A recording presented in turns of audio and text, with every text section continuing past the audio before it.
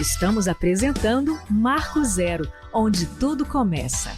E vamos começar a nossa edição deste sábado, dia 18 de setembro, falando justamente das nossas fronteiras, né? Nós que somos aí privilegiados por dividirmos terra com dois países maravilhosos, Argentina e Paraguai, se bem que o tio Alberto não quer saber dos brazucas por lá, né? Mas em breve tudo vai voltar à sua normalidade, não é isso, Paulinho? Pois é, Moacir, estamos meio copo cheio, meio copo vazio, né? A fronteira aqui com o Paraguai, com a Cidade do Leste aberta, e a gente nesse impasse aí com a Argentina, Porto Iguaçu, com as autoridades nacionais do país vizinho ainda com essa posição, né, de proteção aí em função das questões relacionadas à Covid-19.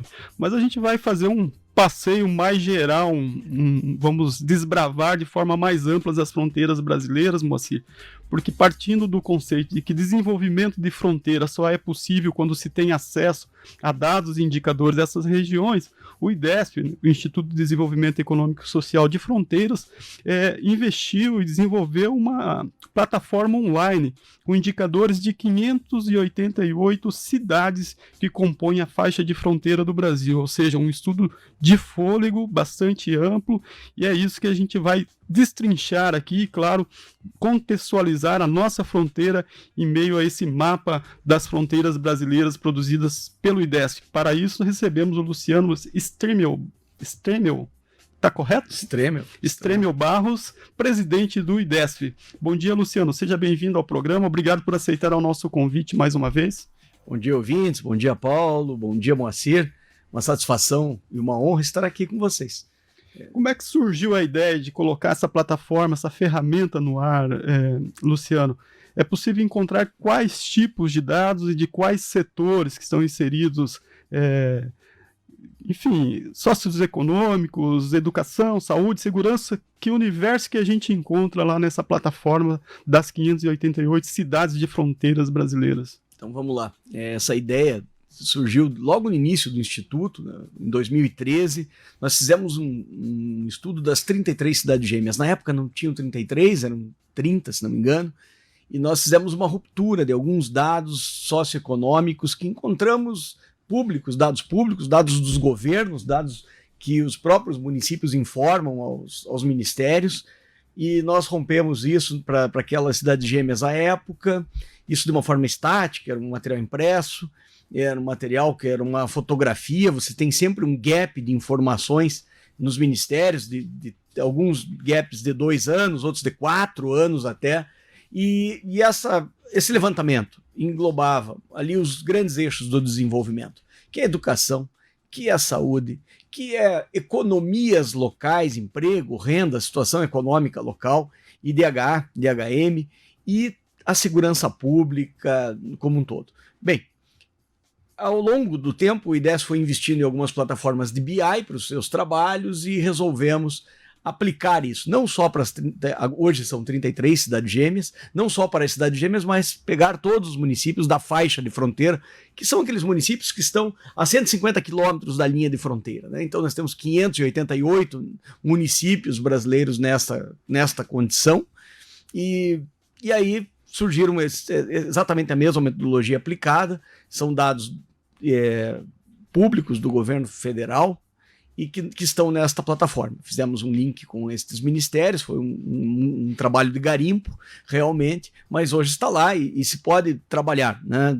nestes eixos, está lá no endereço do site do IDESF, lado direito do site, vocês podem encontrar lá essa plataforma online, e tem todos os municípios, vocês podem marcar por município, podem ver gráficos globais, índices globais.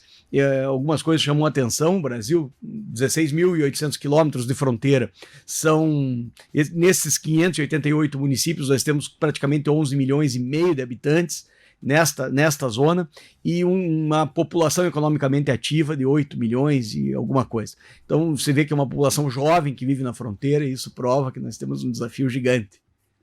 Esses dados, ao contrário daquele momento anterior do estudo sobre as cidades gêmeas, esses dados de agora, eles não são estáticos, eles são atualizados, correto?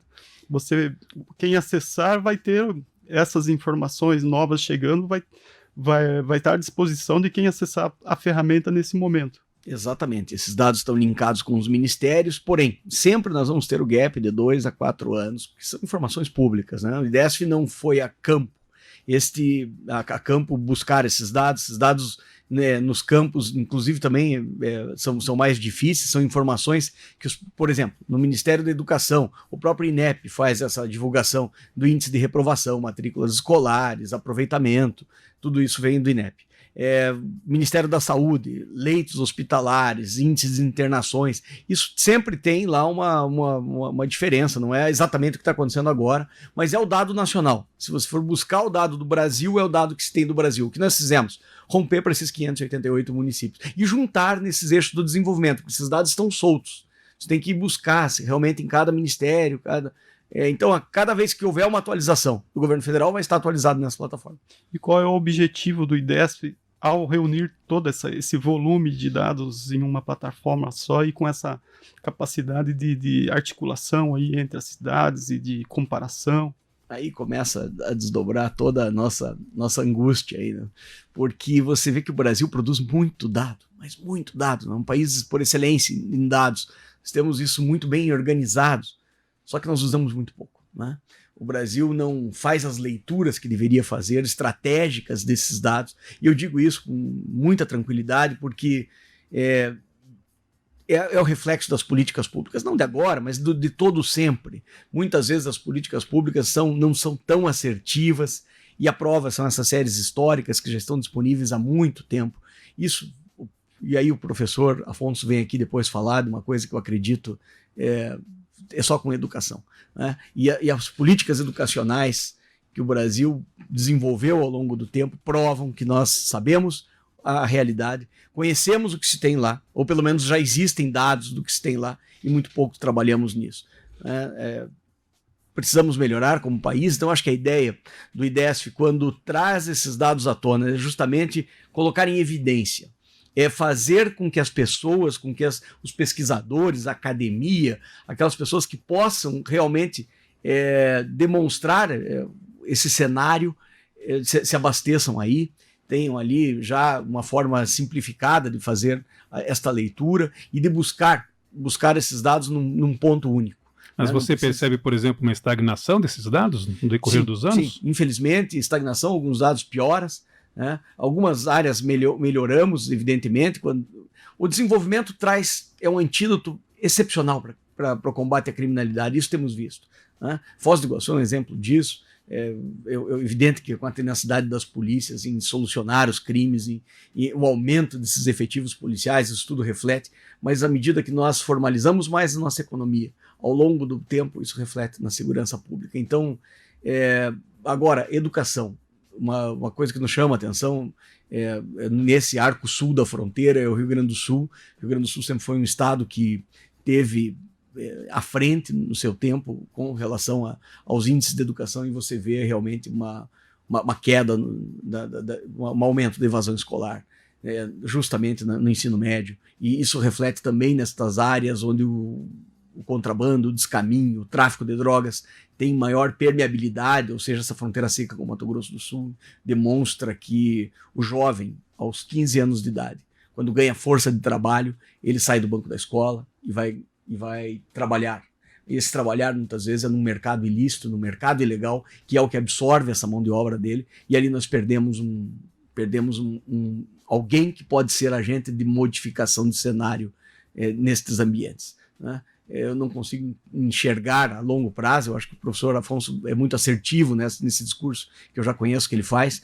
Eu não consigo enxergar um cenário diferente sem a educação de base, sem que esse cidadão possa exercer a cidadania com conhecimento e possa irradiar. Porque a educação ela tem um papel fundamental nesse processo, porque ele é quase que um mecanismo econômico de distribuição, porque o conhecimento não fica parado. O conhecimento, quando é adquirido, ele se transforma, ele educa com o exemplo, ele educa com o próximo, e ele traz uma agenda construtiva, uma agenda do bem, que só a partir desta base é que nós vamos ter condições de ter mais engenheiros, mais médicos, mais advogados, mais profissionais com condições de enfrentar um mercado de trabalho e ser agente de modificação regional.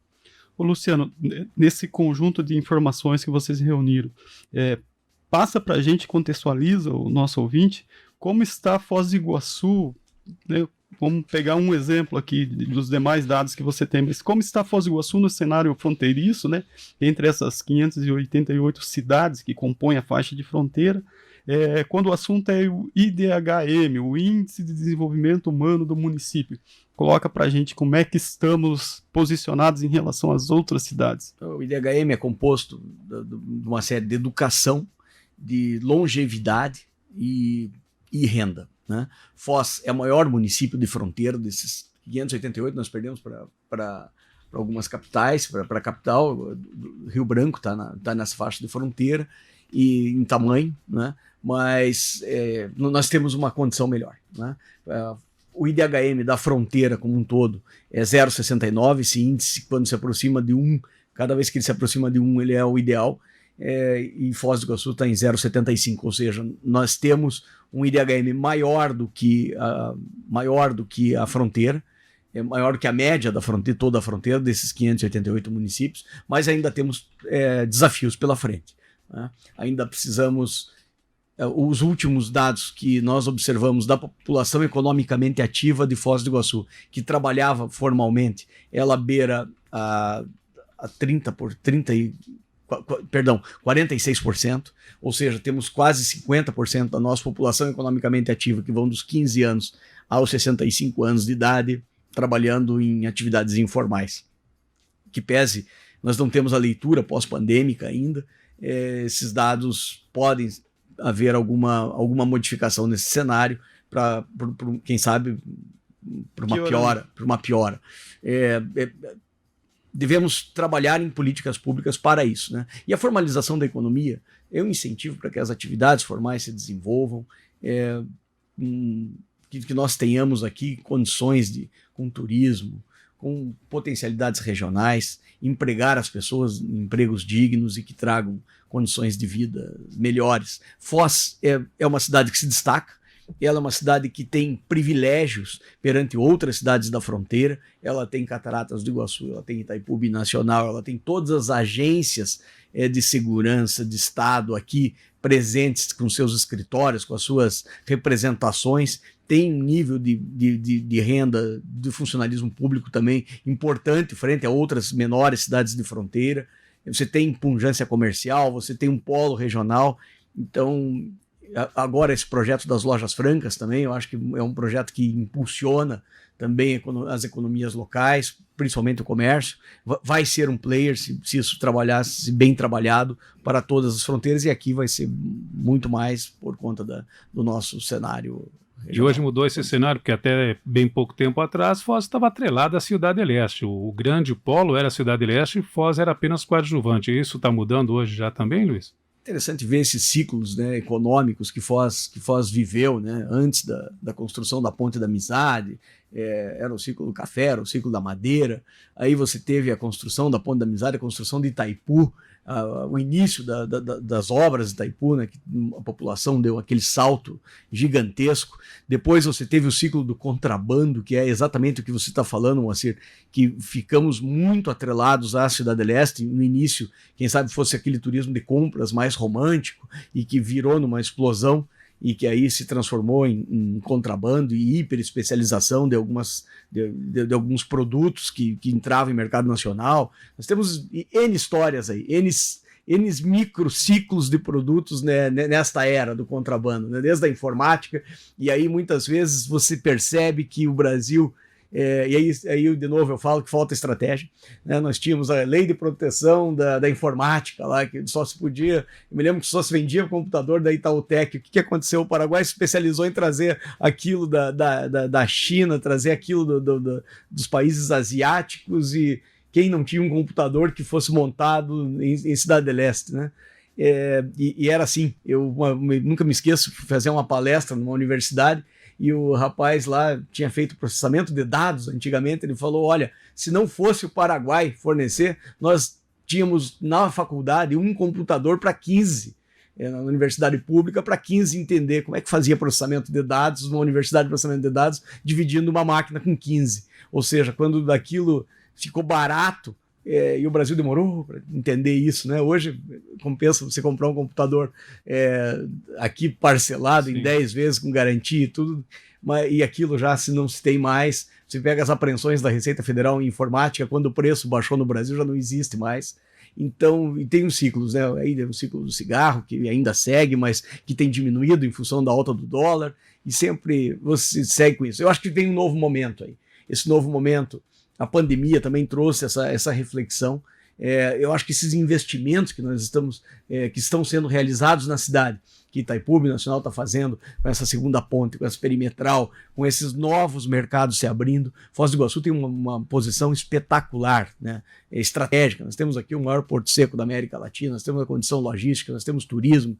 Quer dizer, o que falta, né? Temos um rol aí de possibilidades. Eu vou insistir ainda agregando aí a pergunta que o Moacir fez, Luciano. Nós sempre compreendemos, né, aqui na cidade, que muito dessa informalidade estava associada a esse comércio, essa atividade, né, relacionada à Cidade Leste, né, principalmente representada pela figura do laranja, né, aquele que passava as pequenas cotas o dia inteiro pela Ponte da Amizade. Esse volume de pessoas indo e vindo diminuiu muito. É um outro tipo de contrabando que está consolidado aqui na cidade. Então eu pergunto, ainda é possível atribuir a grande parte dessa informalidade a esse comércio com o Paraguai, ou temos características diferentes hoje e essa informalidade está mais voltada aos nossos problemas mesmo locais e municipais que a gente não resolveu ainda? Eu acho que tem um mix aí, um mix grande de situações. Nós estamos vivendo aquele momento de mudança de perfil. Isso não acontece no estralar de dedos. Aqui não é a China, que é planificado, que vai lá, passa uma régua e diz assim, olha, daqui para frente é assim agora. Não, escala. Nós vivemos uma evolução social. Essa evolução social é lenta, ela é mudança de perfil. Então nós temos, evidentemente, que pessoas, principalmente advento da pandemia, muitos operadores e funcionários do turismo. Esses dias conversava com um amigo que tem uma empresa grande de turismo que teve que diminuir o tamanho, mandar as pessoas embora, teve lá reflexos pesadíssimos. Quer dizer, ele como empresário e toda uma cadeia de funcionários que tinham aí, que estão sem emprego, né? Então tem uma informalidade em função disso, sem dúvida nenhuma. Vai ter que pensar em arranjos disso. Mas o que é recente, né? É muito recente agora, né? Mas você tem também essa hiperespecialização do crime, a partir das barrancas do Rio, das fronteiras. Eu me lembro, há 10, 15 anos atrás, os autos de prisão da polícia, lá a profissão laranja, o camarada dizia era isso mesmo, né? Então você tem uma mudança disso que está acontecendo. Vamos ver como será esse novo cenário. Eu acho que tem muita oportunidade de trabalho. Eu acho que esse novo cenário precisa isso estar bem organizado, né? Que a gente consiga fazer leituras rápidas, que os governos consigam fazer leituras rápidas, que a iniciativa privada consiga fazer leitura rápida também para absorver essa mão de obra. E a gente, através dessa leitura, investir, quem sabe, em treinamento, em tecnologia, em treinamento desta mão de obra ociosa, que conhece a região, que sabe da potencialidade, que já operou aqui em N trabalhos que vão seguir, como o turismo. O turismo, isso aqui tem que absorver muito mais gente, muito mais mão de obra. Quando isso voltar, eu acho que vai voltar muito rápido. E aí os cenários vão se desenhando. Você colocou a questão da educação como chave aí nesse processo de desenvolvimento, né? Lá, quando o IDES fez o estudo sobre as cidades gêmeas, se fazia uma relação da juventude, o acesso à educação, a permanência na escola, né? Quantos anos os jovens da fronteira permaneciam nas escolas, né? Qual era a formação desse jovem, né?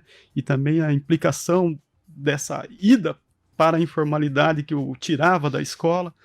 Pensando naquele estudo lá atrás e olhando agora os dados que vocês têm disponíveis na plataforma, Foz do Iguaçu, a nossa fronteira aqui melhorou em relação àquele estudo anterior? Como é que está? Qual é a radiografia do momento em relação a isso? Juventude, acesso à educação, permanência na escola e, se você conseguir emendar, o acesso ao mercado formal também. Tem melhorado, Foz, o que eu disse, tem melhorado todos os índices ao longo do tempo, algumas outras fronteiras não. principalmente o eixo norte, o eixo sul também, que me chama a atenção, como eu disse anteriormente, mas Foz tem melhorado sim, os índices de educação aqui, nós temos maior permanência nas escolas, eu acho que nós temos que tentar uma forma de que o crime não compense, né? A partir do momento que o crime compensa e que esse jovem aos 15, 16, 17 anos vira força de trabalho e troca um salário que ele não ganharia muitas vezes estudando, isso que é o pior de tudo isso, né? Esse cenário é que já com 16, 17 anos para ele carregar a caixa, ele já ganha R$1.000 e poucos por mês, ele não tem esse acesso ao mercado de trabalho, então é um atrativo muito grande, mas fazer um trabalho de base que ele tem essa condição de crescer na sua vida profissional a partir da educação, e aí esses são os grandes desafios que nós vamos ter que enfrentar. Com todo eu acho que nós vamos melhorar muito em questão de transporte internacional de cargas. Eu acho que este ponto aqui, que é Foz do Iguaçu, vai ter um ganho extraordinário com essa construção de segunda ponte. O mercado internacional cresce e cresce cada vez mais. Quando nós olharmos aqui a importância desse ponto estratégico para os mercados da Argentina, Chile, Bolívia, a partir desse grande porto seco, e também, por que não, a partir desse ponto aqui, você ter uma ligação entre Atlântico e Pacífico, você economizar saindo pelos portos de Iquique e Antofagasta, mercadorias que passem por aqui, você vai ter um outro redesenho ao longo do tempo. A Ferroeste também, esse projeto da Ferroeste de chegar até aqui, melhorarmos também o escoamento de mercadorias, utilizando a bacia do Prata, utilizando essa hidrovia Paraná-Paraguai, daqui para baixo é extremamente navegável até os portos de Montevidéu e Buenos Aires. Eu acho que tudo isso vão ter atividades econômicas que vão ter condições de absorver mão de obra. O que se tem que fazer, o que se tem que pensar é manter realmente esse jovem na escola aos 13, 14 anos. Se ele não sai da escola, isso é muito rápido. Com mais 7 anos você entrega esse jovem numa universidade. Com mais 7 anos você entrega ele no mercado de trabalho, formado, especialista e com condições de enfrentar esse novo momento. Senão vai ter que buscar mão de obra de fora. Então, quer dizer, esse pensamento estratégico é que é muito importante. E é uma tarefa que muitas vezes escapa ao município, né? Que as escolas de nível médio estão na mão do Estado. Eu acho que tem que fortalecer cada vez mais essa integração entre Estado e município e que os governos consigam oferecer condições de cada vez mais qualidade e formação desse jovem. Luciano, uma impressão que eu tenho, assim, visto agora na pandemia, nos parece que os governos locais aqui da nossa fronteira conversam um pouco entre si. Nós temos soluções e problemas da nossa fronteira que são cada vez mais conectados, né? O que é solução em Foz, se ela não for acompanhada em Ciudad del Este, por exemplo, provavelmente não será uma solução para Foz. Então precisa de mais diálogo e de mais ações conjuntas, né? Isso até se dá num nível empresarial, de governança da sociedade civil, mas me parece que os governos poucos se conversam, né? Nossos governos locais aqui. Você tem essa impressão também? Como que você vê isso? Interessante essa visão, né? Você pega as cidades gêmeas que são fronteira seca, quem sabe você tem uma visão mais, uma permeabilidade maior das populações, mas nós estamos aqui com Cidade del Este, nos divide é o rio, é uma ponte. A Argentina é a mesma coisa, né? Então eu acho que cada vez mais nós vamos ter que conversar e criar as políticas. Por isso que eu disse, o Brasil tem muitos dados, muitas vezes não utilizamos. Eu fui buscar dados tanto no Paraguai quanto na Argentina, tem uma dificuldade da homogeneização dos mesmos dados que eu tenho no Brasil para poder fazer esse comparativo. Os dados não estão lá tão organizados como nós temos aqui, mas eu acho que o Brasil também peca, já que tem essa pujança, em liderar esse processo.